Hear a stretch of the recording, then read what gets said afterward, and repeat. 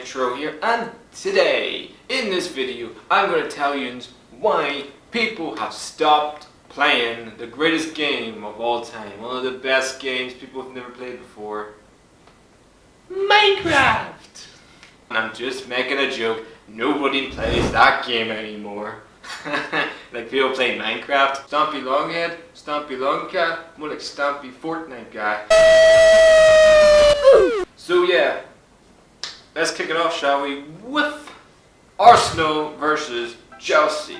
And Arsenal and Chelsea, two teams that are fighting now for the top 4 places, where right now Chelsea are actually 4th in the league, who are 6 points clear of Arsenal.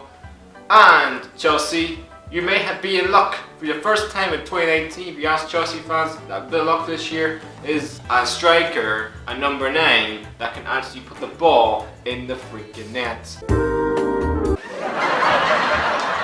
Because that's what Chelsea have been wanting all year. That's probably what the New Year's revolution is, even though people literally do New Year's revolutions.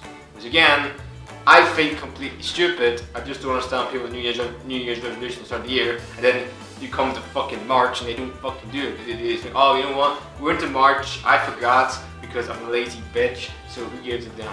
Anyway, they want a striker, and they may be in luck because Gonzalo Higuain looks like to be heading to Chelsea. Probably he won't play for Chelsea in this match. I don't think they get the deal done in time for him to play against Arsenal. But it does look like he's going to be there on a loan deal with an option to buy in the summer, or maybe a loan deal with another loan deal with an option to buy in the summer. It's confusing, I know, time for it. But looks like likes of Alvaro Morata, who has been linked with Atletico Madrid, he looks like to be past his new. Chelsea look like to be getting a striker that actually can score a goal. Arsenal, 2 defeats in the last 2 games, and to be honest, it doesn't really surprise me, no, because they were god awful against West Ham. And honestly, Guendouzi guy, I mean, if you get roasted by a porn star, I don't know what more you can do for yourself. I mean, the kid literally is now a dead end. If you're getting roasted by a porn star, I have no faith in you, kid. Arsenal have major defensive problems with the likes of Hector Bellerin, who is only just back from injury, and then just got another guy who's just been injured again. So I don't really know what Arsenal were trying to do. And then the fact that Nuno Emery said 2 weeks ago that he can only get loan signings in, so that doesn't help Arsenal fans go with confidence, as you can see from this Arsenal fan here. This club was left a fucking mess. Ivan Gazidis, Arsene Wenger, all of them culpable. They left this club a mess. Yeah, I don't know where Arsenal are going. They need new blood, they need new bodies in the door this window, or they will not finish in the top 4 because they're nowhere near good enough to actually stop conceding goals. You need to actually win a game by 2 or 3 to win a match. And you can't do it in this league because this league is ruthless beyond belief.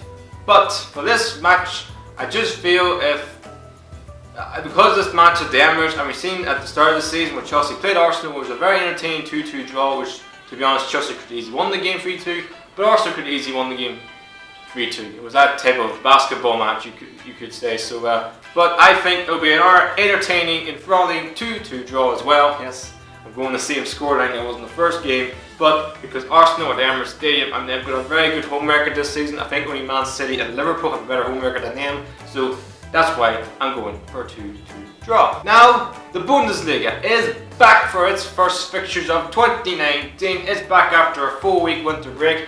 Yeah, I know. They took a 4-week break. I wish I could take a fucking 4-week break. Big game in Germany. It is Leipzig against Borussia Dortmund. And Dortmund topped the league, are the winter champions for the first time they were winter champions since they won the Bundesliga back in 2012. Bundesliga a title for 6 years. That's a long time to not win a title for like a massive football club. Germany, that is Dortmund. They've got really good players, and they've signed a new player from South American teams.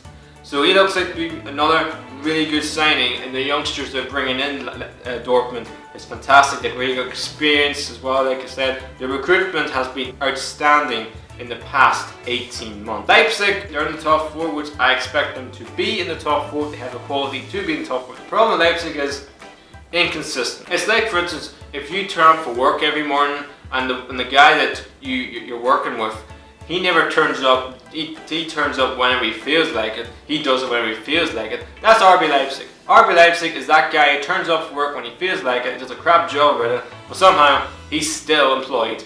And that's what Leipzig, you could say. I don't know how they're in the top 4 because they've been done off all season. But they're only 2 points behind Gladbach, who have been outstanding this season in the Bundesliga. So I just feel Dortmund will have too much going forward for Leipzig, and I think 4-2 win for Dortmund will be another win. Will get them even closer to getting hold of their first Bundesliga title since 2012. And now heading to Italy, it's Serie A. It is Napoli versus Lazio. The Serie A is also back after its little hiatus. I know they played in the Coppa Italia last weekend, where Napoli won, Lazio won, so they're both in good spirits going into a new year and started the second half of the season in Italy. As for Napoli, who are second in Serie A at the moment, and to be honest, you could say them and Inter are the only 2 teams that sort of have a chance, a sneaky chance, a little bit of a chance, not really, of actually fighting Juve for this Scudetto, which I don't think they are. I think Juventus are 9 points clear of Napoli, and I don't see them really challenging. Now, last season, that was their main year. Napoli last year should have won the Scudetto. They won to Juventus and won that game. They should have won it, but they don't Spurs, and they totally bottled it. I do think they are going to probably finish between them and then it's sort of who's going to be best of the rest this year in Italy. And I think Napoli, who've been best of the rest in Italy in Serie A for the past 2 or 3 years now, they just cannot get that mantle of winning their first Scudetto in 29 years, which will be something if they actually do it this season, which I don't think they will. As for Lazio, who are in the top 4 at the minute, and to be honest, they haven't played well all season so far. I've really been disappointed in Milinkovic Savic, who is a fantastic player, maybe because he's been flirting with clubs, Real Madrid, Barcelona, PSG, Arsenal, Dortmund, even Bayern. I don't get this guy, but I just feel like maybe his head hasn't been in the game, even though he signed a new contract a couple months ago. Immobile hasn't really been hitting hills since he signed a new contract, but he did get a goal in the Coppa Italia last week, so that may give him a little bit of boost going in this match.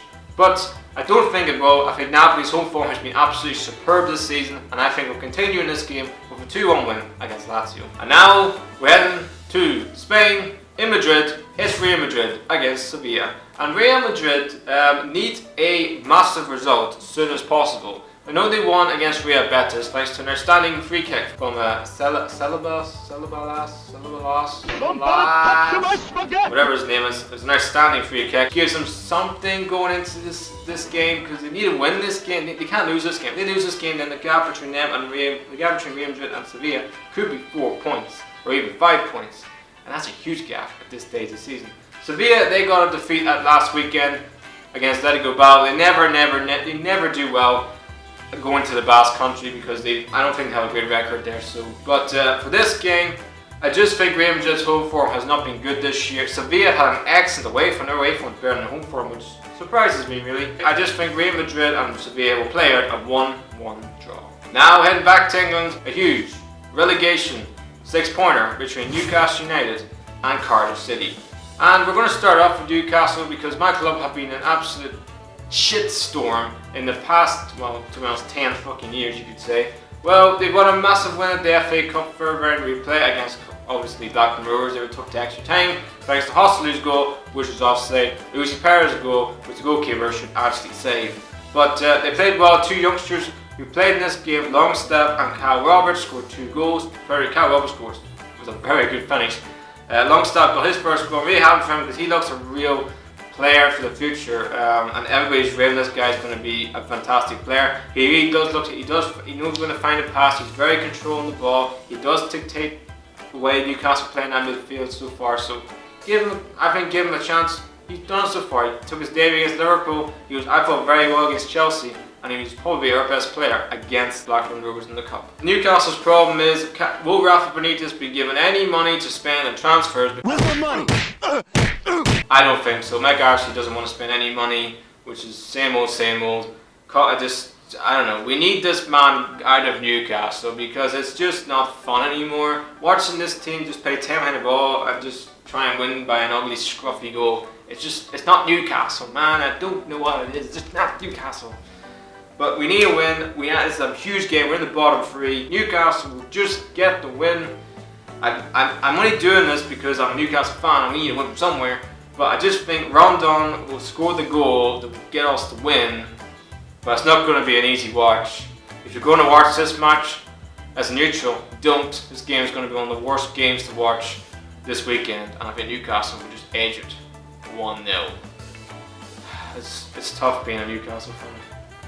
It's tough. And that just leaves the last game, Saint Etienne against Lyon. And Saint Etienne are actually up to the third spot in Liga right now, above Lyon in the table. And this is a massive game for Lyon because they need to close the gap to the likes of Lyon and Saint Etienne, who are above them in the table, because they need Champions League football if they're going to keep the likes of Fekir, Memphis Depay, their other top players. As for Saint Etienne, Rapi Kazri has definitely been their player of the season so far. He's been scoring outstanding goals this season. Yeah, he actually just played for Sunderland. Tell me about it. And you saw at the World Cup for Tunisia. He's a very good player. He's a very skillful player. He's a very flair player. He can do something when on his day. He can be outstanding. They have a really good, solid team, Saint Etienne. I think they're not the best attacking wise, but they have a dude. They're not sort of like PSG or Lyon, where they can outscore teams. They can win games just by grinding results out, and that's the reason why they're above Lyon in the table. Lyon got a massive comeback point against Toulouse midweek, where Naby Fekir and Dembele scored 2 big equalisers to get something from this game, to get a massive point against Toulouse, which gives them a little bit of something going to this game, because this is a massive game in a heat. These two teams physically hate each other. It's one of the biggest derbies in France, and Saint Etienne and Lyon have always had past who's sort of the bigger club. I'd probably say Lyon right now. Saint Etienne are a great football club, but Lyon are the bigger club than Saint Etienne. But for this game, I just think Lyon will have just a bit too much. Lyon win this game 3-1. Naby Fekir will be the star performer, like he was when these two teams last played last season, when Naby Fekir I think scored 4 goals, did the whole, you could say, Messi celebration. Barcelona played Real Madrid, and yeah, all hell broke loose. So I think he'll be the star performer again in this match. So guys, the end of this predict show for this episode. Don't forget to subscribe, and don't forget, if you're an Arsenal fan, you're probably pulling your hair right now watching your team defend. So why don't you go back to watch old clips of Arsenal from the past, with the Invincibles team that you got to the Champions League final, and then click the damn notification bell. Anyway, that's it. I hope you enjoy yourselves. Have a great one. Please like, subscribe. The Natural is out.